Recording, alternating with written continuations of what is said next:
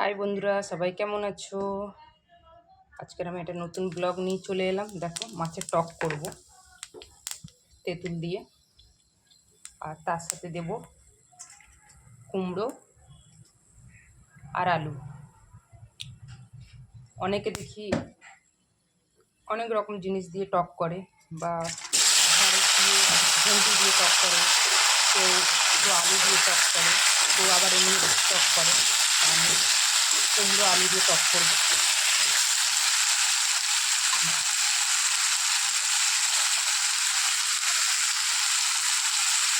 আমার ছেলে কালকে বলছিল যে মা টক খাবো। তাকে যে টক খাবার কথা বলছিল সেই নেই। সে আজকে গাড়ি নিয়ে বেরিয়ে গেছে, কোথায় দিয়ে যাবে বলে জায়গাটার নাম বলেছে, আমি ভুলে গেছি, অতটা মনে রাখতে পারি না। অনেকটা দূর, আর দুপুরের দিকে বেরিয়ে গেছে। খাওয়া দাওয়া কিছু করেনি, 11টার দিকে বেরিয়ে গেছে। আমি তো সবজিটাকে হালকা করে ভেজে নেবো, না ভেজে নিলে ভালো লাগবে না, যেহেতু কুমড়ো আছে। আর এই তেঁতুলটা 5 বছরের আর তেঁতুলের জল দেবে তো পুরো একদম কালো। খুব যত্ন করে রেখে দিয়েছিলাম, একটা মাটির নিচে। তেঁতুলটা খুব ভালো রয়েছে।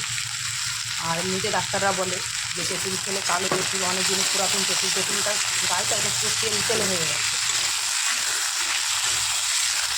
এই তেঁতুলটা নিয়ে খুব উপকারী। যত পুরাতন তেঁতুল হবে তত খুব ভালো।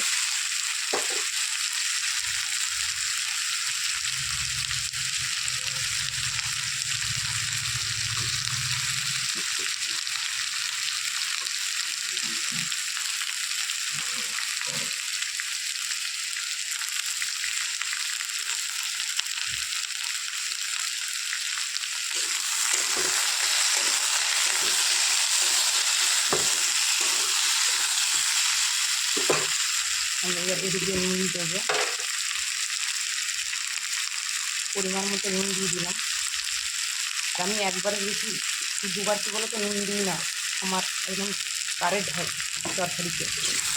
বেশি নুন যদি হয়ে যায় ছেলে তো খাবেই না।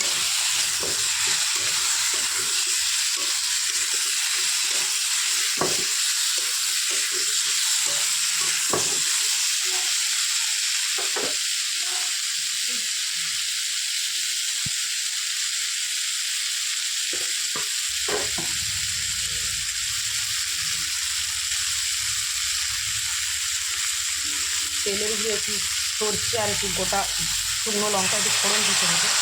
আমি দিই, কিন্তু শুকনো লঙ্কাটা ছিল না। আমি সরষের সাথে একটা কাঁচা লঙ্কা বেটে নিয়েছি।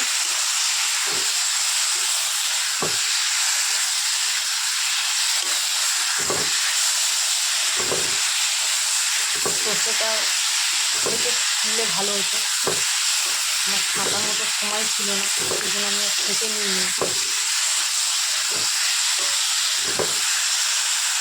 সর্ষেটা অনেকে তেলের উপরে, মশলার উপরে একটু ভেজে নেয়। আমি মশলার উপরে দিলাম না, আমি সবজির উপরে দিলাম।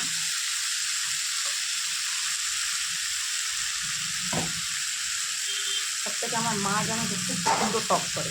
আমার মায়ের হাতে টক যে খাবে তো সারা জীবন মনে রাখবে, ভুলে নয় মনে রাখবে। খুব সুন্দর আমার মা টক করে, কিন্তু আমরা আমার মায়ের মতো হতে পারিনি।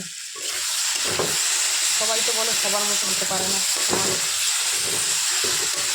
আমার শাশুড়ি ছিল,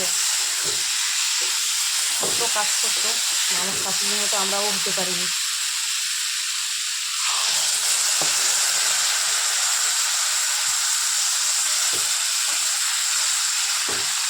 আমি সবজিটা বেশি কষলাম না, তিতো হয়ে যাওয়ার ভয়ে, কিন্তু কষে নিয়েছি আমি।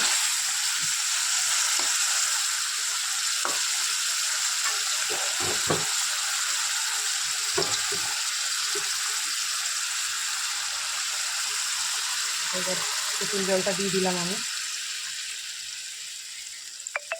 টকটা যত ফুটবে তত খেতে ভালো লাগবে, এই জন্য একটু জলটা একটু বেশি করে দিলাম। পুরো দেখছি তরকারি কালার একদম কালো এসছে, তেঁতুলটার রং দেখবে। তেঁতুলটার রং দেখো, পুরো একদম কালো, তেল তেল করছে। টকটা হয়ে আসলে আবার আসছি, তোমাদের দেখাবো। তবে দেখো চলে এলাম, টকে এখনও মাছ দিইনি, ফুটছিল এতক্ষণ ধরে। এবার মাছটা দিয়ে দেবো। পুরো টকটা দেখো একদম কালো হয়ে গেছে। এই টক বানানো নিয়ে আমি একটা কথা বলি, তোমরা যেহেতু আমার ফ্যামিলি মেম্বার, তোমাদের সাথে শেয়ার করতে আমার কোনো অসুবিধা নেই। হয়তো লোকে ভাববে যে দেখো বাড়ির কথা বলছে, বাড়ির কথা নয় গো, আমার ছোটোবেলাকার কাহিনী। কাহিনী নয়, কতটা সঠিক। আমার বড় বৌদি, তখন আমার বয়স কত, 8 থেকে 9 বছর বয়স। আমরা তার আগের থেকে, আমার যখন 7 বছর বয়স, আমরা 7 বছর বয়স থেকে কলকাতায় আমার মা দিয়ে গেছিলো সংসারের অভাবের টানে। আমার মা কলকাতায় দিয়ে গেছিলো, আমরা খুব ছোটো থেকে কাজ করছি লোকের বাড়িতে। তা ওই সময়টা ঘরে গেছিলাম, আমার বাবা মার খুব অশান্তি হচ্ছিলো, ঘরে গেছিলো। তা আমার বড় বৌদি বাপের বাড়িতে ছিল। তা ওইখানে আমার দাদাও থাকতো। আমার দাদা নদীর ধারে হচ্ছে ঘর বানিয়ে থাকতো। আমার দাদা কাজে চলে গেছিলো। তা আমার বৌদিকে বলে এসেছিলো যে বোন থাকবে। আমার বাবা আমার খুব ঝগড়া অশান্তি চলছিল ওই সময়টায়, তাই বড় বৌদির কাছে ছিলাম। তা আমার বড় বৌদি আমায় বলেছে টক বানাতে। তা আমার তখন 8 থেকে 9 বছর বয়স হবে, আমার ঠিকভাবে খেয়াল নেই বয়সটা কত, কিন্তু এরকম সঠিক বয়স হবে। আমার বড় বৌদির শরীর খারাপ ছিল, ডাক্তার দেখাতে গেছে। আমি টক বানিয়েছিলাম, বানাতে জানতাম না, তবু বানিয়েছিলাম। যে শুকনো লঙ্কা দিয়ে আর একটু তেঁতুল আর যেরকম নুন হলুদ দিয়ে বানিয়েছিলাম। তা টকটা বেশি হয়নি, নুনটাও হয়নি ঠিক মতো। আমার বৌদি এমন এমন কথা বলেছিল, মানে কি বলবো তোমাদেরকে, যে আজও পর্যন্ত মানে আমি যতদিন বাঁচবো ওই কথাগুলো আমার ঠিক মনে থাকবে। তা কি বলবো, এখনও পর্যন্ত ওই কথাগুলো ভাবলে আমার এখনও পর্যন্ত চোখে জল আসে। তা আমার বৌদিদেরকে কোনোদিন আমরা কষ্ট দিইনি। তা আমার বৌদিরা এখনও বলে ননদদেরকে দেখে না। আর আমরা যদি যাই আমার বাপের বাড়িতে আমার দাদাদের কাছে, আমরা নিজেরা গাঁঠির পয়সা খরচা করে 2 দিন থেকে 3 দিন থেকে আমরা খরচা করে খেয়ে তবে আসি। এখন বড় বৌদি দেখছি ডাকে আমাদেরকে যে তোমরা আসো আমার বাড়িতে। এই দোল পূর্ণিমায় যাবার কথা ছিল, যাব না, শরীরটা ঠিক নেই, সেই জন্য যাব না। আজকে ছুটি নিয়েছি যেহেতু কাজের বাড়ি থেকে, সেই জন্য আর দোল পূর্ণিমায় যাওয়া হবে না। মানে তোমাদেরকে কী বলবো, এই কথাটা আমি যতদিন বাঁচবো ততদিন ভুলতে পারবো না। এই টক বানাতে গিয়ে তাই মনে পড়ে গেল কথাটা।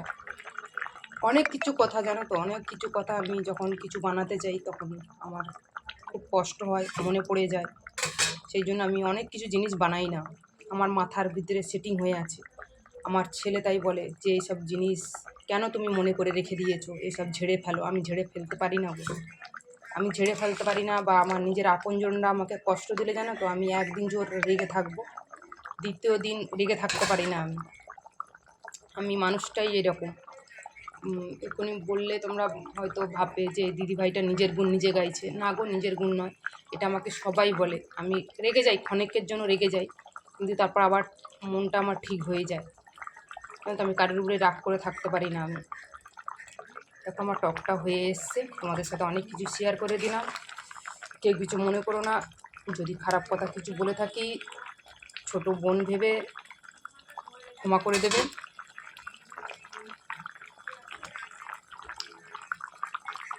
সবাইকে অনেক অনেক ভালোবাসা। সবাই ভালো থাকবে, সুস্থ থাকবে, নিজের খেয়াল রাখবে।